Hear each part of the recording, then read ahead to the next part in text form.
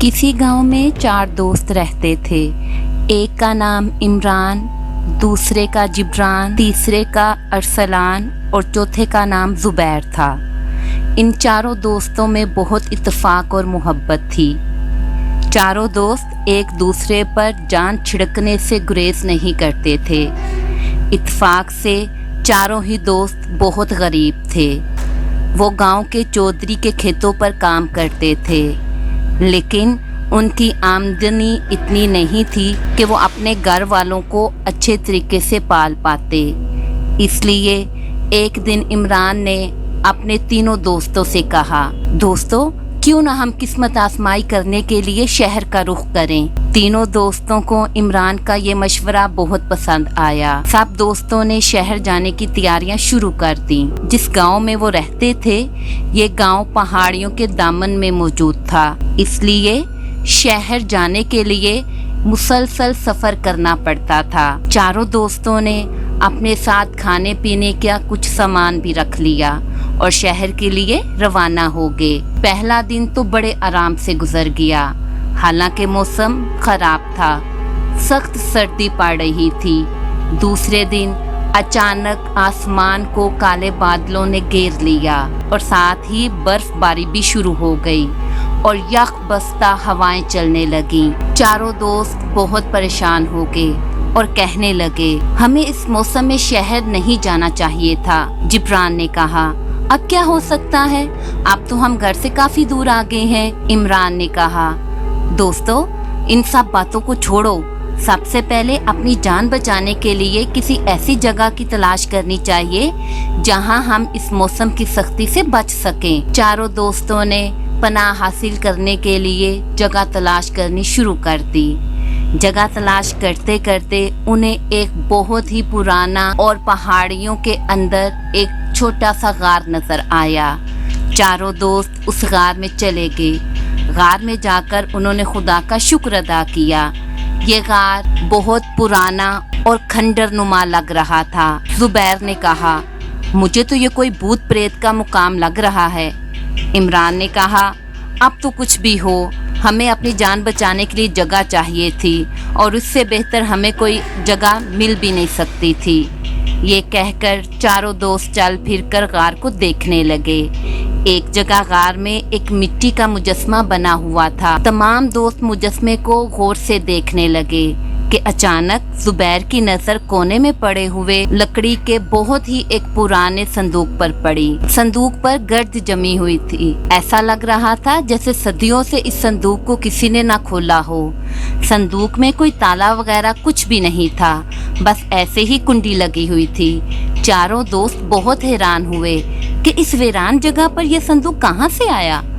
इमरान ने कहा, क्यों ना इसे खोलकर देखा जाए कि इसमें है क्या। अरसलान ने कहा, ऐसा ना हो दोस्तों कि हम इसे खोलकर किसी मुसीबत में पड़ जाएं। इमरान ने कहा, नहीं दोस्तों, मैं तो इसे जरूर खोलूंगा, क्योंकि होना तो वही होगा जो मंजूर खुदा होगा।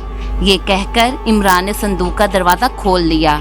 दरवाजा खुलते ही उसकी चीख निकलते निकलते रह गई, क्योंकि इस संदूक में एक औरत का कटा हुआ सर रखा हुआ था।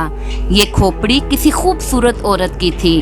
ऐसा लग रहा था जैसे इस खोपड़ी की आंखें हरकत कर रही हों। इमरान ने इस बात को अपना वहम ख्याल करते हुए ज़हन से झटक दिया। खोपड़ी के पास ही सोने की एक ईंट और मोतियों की मालाएं रखी हुई थीं। इमरान ने हिम्मत करके सोने की ईंट संदूक में से निकाल ली। सोने की ईंट देखकर चारों दोस्त बहुत खुश हुए। इमरान ने कहा, शहर जाकर ये ईंट हम आपस में बांट लेंगे और हमारे भी हालात बदल जाएंगे। बाकी तीनों ने उसकी हाँ में हाँ मिलाई। इमरान ने मोतियों की मालाएं पकड़ लीं और एक एक करके अपने तीनों दोस्तों को देने लगा। ज़ुबैर ने वो माला लेकर गले में डाल ली, लेकिन अरसलान और जिब्रान ने माला पहनने से इनकार कर दिया था। लिहाजा इमरान और ज़ुबैर दोनों ने वो मालाएं अपने गलों में पहन ली। फिर इन सब ने मिलकर खाना खाया। खाना खाने के बाद सब आराम करने के लिए लेट गए। चूंकि चारों दोस्त 2 दिन के थके हुए थे, इसलिए उन्हें जल्द ही नींद आ गई। सुबह जब जुबैर की आंख खुली तो काफी दिन चढ़ चुका था। उसने अपने तीनों दोस्तों को उठाने के लिए उनकी तरफ देखा तो उनका एक साथी अरसलान गायब था। जुबैर ने जल्दी से इमरान और जिब्रान को उठाया। तीनों ने बाहर निकलकर देखा कि शायद बर्फबारी बंद हो गई हो और वो बाहर चला गया हो, मगर बाहर भी अरसलान का कहीं नामो निशान नहीं था। अचानक इमरान की नजर सोने की ईंट पर पड़ी, जिसका एक कोना गायब था। ईंट का कोना गायब देखकर इमरान ने कहा, मुझे लगता है दोस्तों वो अपना हिस्सा लेकर चला गया है, शायद उसे हम पर यकीन नहीं होगा। मगर उन तीनों का दिल ये बात मानने से इनकार कर रहा था, क्योंकि बचपन से लेकर जवानी तक कभी भी उन्होंने एक दूसरे के खिलाफ कोई बात दिल तक में नहीं सोची थी। जुबैर ने कहा, इमरान मुझे यकीन नहीं आ रहा, भला इस खराब मौसम में वो कहाँ जा सकता है। अचानक जिब्रान ने खोपड़ी की तरफ इशारा करते हुए कहा, इस खोपड़ी की आंखों की तरफ तो देखो दोस्तों, कितनी सुर्ख हो रही है। हालांकि कल तक तो इसकी आंखों में कोई भी चमक महसूस नहीं हो रही थी। जिब्रान ने कहा, मुझे तो इस गार और इस खोपड़ी से बहुत खौफ आ रहा है, जैसे भी हो सके यहाँ से जल्दी निकलने की कोशिश करो दोस्तों। इमरान ने कहा, यार खौफ तो मुझे भी महसूस हो रहा है, मगर अभी हम कैसे जा सकते हैं, बाहर मौसम इतना ख़राब है और बर्फबारी भी हो रही है, और अगर हम बाहर निकल भी जाते हैं तो इन यखबस्ता और इन ठठरती हवाओं में मर जाएंगे। लिहाजा आज की रात भी हमें मजबूरन इसी गार में गुजारनी पड़ेगी। हो सकता है सुबह तक बर्फबारी बंद हो जाए। इसी तरह बातें करते करते उन्हें रात हो गई। तीनों दोस्त आराम से सो गए। रात के वक्त इमरान की किसी चीज़ की चरचराहट से आंख खुल गई। आंख खुलते ही इसने निहायत खौफनाक और भयानक मंजर देखा। खौफ की वजह से उसका सांस तक रुक गया था और उसका गला खुश्क हो गया था और उसकी आवाज़ उसका साथ नहीं दे पा रही थी कि वो चीख सके। उसने क्या देखा कि वो खोपड़ी उस संदूक से बाहर निकली और उड़ती हुई जिब्रान के पास गई। देखते ही देखते उस खोपड़ी की गर्दन और दांत खूब लंबे हो गए। इस खोपड़ी ने अपने लंबे लंबे दांत जिब्रान की गर्दन पर गाड़ दिए। खोपड़ी को खून पीता देखकर इमरान समझ गया कि अरसलान कहीं नहीं गया था, बल्कि वो भी इस खूनी खोपड़ी का शिकार बन गया था। खून पीकर खोपड़ी ने जल्दी जल्दी जिब्रान का गोश्त खाना शुरू कर दिया। थोड़ी देर में वो जिब्रान की पूरी लाश को चट कर गई। जिब्रान को खाने के बाद खोपड़ी फिर हवा में उड़ती हुई संदूक में उसी तरह जाकर बैठ गई जिस तरह वो रखी हुई थी। इतना खौफनाक मंजर देखकर इमरान की आंखों से नींद कोसों दूर भाग गई थी, मगर बाकी रात उसने ऐसे ही आंखें बंद करके गुजार दी। सुबह होते ही उसने जल्दी से जुबैर को उठाया और तमाम किस्सा उसको सुनाया जो उसने रात को देखा था। सारी बातें सुनकर जुबैर भी बहुत खौफजदा हो गया, मगर फिर भी इसका इजहार न किया कि कहीं खोपड़ी को पता ना चल जाए। इमरान ने कहा, चलो जुबैर यहाँ से जल्दी से चलते हैं, ऐसा ना हो अब इस खोपड़ी का अगला शिकार हम दोनों बन जाएं। जुबैर ने कहा, चलो चलो जल्दी चलो। अरे रुको। कुछ याद आने पर जुबैर ने पीछे मुड़कर देखा और कहा, ऐसा करते हैं इमरान, वो सोने की ईंट भी साथ ले लेते हैं, अपने काम आएगी। मगर जब उन्होंने ईंट की तरफ देखा तो वो आधी रह गई थी। इमरान ने कहा, मुझे तो ये ईंट भी जादू की लगती है, इसको यहीं पर छोड़ो और बस अपनी जान बचाने की फिक्र करो। मगर अब उन्होंने शहर जाने का इरादा बदल दिया था, क्योंकि शहर जाने ही की खातिर इनके 2 दोस्त खूनी खोपड़ी की खुराक बन चुके थे। दोनों दोस्त बाहर निकले। 2 दिन सफ़र के बाद वो लोग वापस गांव आ गए। गांव आकर इमरान ने कहा, यार कोई ऐसी तदबीर सोचो कि हम इस खूनी खोपड़ी से अपने दोस्तों का बदला ले सकें। जुबैर ने कहा, यार वो एक बला है, भला हम उस बला से कैसे मुकाबला कर सकते हैं। गांव आकर भी उन्हें दिन रात ऐसा लगता था जैसे वो खोपड़ी उनके कहीं आस पास मौजूद हो और अपनी लाल लाल आंखों से उन्हें घूर रही हो। वो दोनों दोस्त हर वक्त डरे सहमे और परेशान रहने लगे थे। एक दिन इमरान सोने की तैयारी कर रहा था कि उसे एक गैबी आवाज आई, ए लड़के, ये माला अपने गले से उतार दे, नहीं तो मैं तुझे कच्चा चबा जाऊंगी। इमरान ने हिम्मत करके पूछा, अगर मैं ये माला उतार दूं तो क्या तू हमें छोड़ देगी? आवाज आई, अगर तुमने वाकई ये माला अपने गले से उतार दी تو میں نہ صرف تمہاری جان بخش دوں گی بلکہ تمہیں مالا مال بھی کر دوں گی، اتنی دولت دوں گی کہ تم سے سنبھالی نہیں جائے گی، تمہاری 7 پشتیں بیٹھ کر کھا سکتی ہیں وہ دولت۔ عمران نے کہا تم مجھے 4 یا 5 دن سوچنے کی مہلت دے دو، پھر میں یہ مالا اتار دوں گا۔ آواز نے کہا ٹھیک ہے، میں تمہیں 4-5 دن کا وقت دیتی ہوں، سوچ لو۔ صبح اٹھ کر جب عمران زبیر سے ملا تو عمران نے رات کے واقعے کا ذکر کیا تو زبیر بھی حیرانگی سے بولا کیا تمہیں بھی رات کو وہی آواز آئی تھی اور وہ کہہ رہی تھی کہ یہ مالا اتار دو؟ تو عمران نے کہا ہاں ہاں۔ زبیر بولا ٹھیک، مجھے بھی یہی آواز آئی تھی اور میں نے بھی اس سے مہلت مانگی ہے سوچنے کی۔ زبیر مجھے تو اس مالا میں ضرور کوئی راز معلوم ہوتا ہے۔ زبیر نے کہا وہ کس طرح؟ عمران نے کہا دیکھو، اگر اس نے ہمیں کھانا ہوتا تو بغیر بتائے کھا جاتی، دوسری بات یہ کہ وہ ہمیں مالا اتار دینے کا کہہ رہی ہے اور اس کے بدلے ہمیں مالا مال کرنے کا کہہ رہی ہے۔ اب تم خود سوچو کہ اس مالا میں ضرور کوئی خاص بات ہے کہ نہیں؟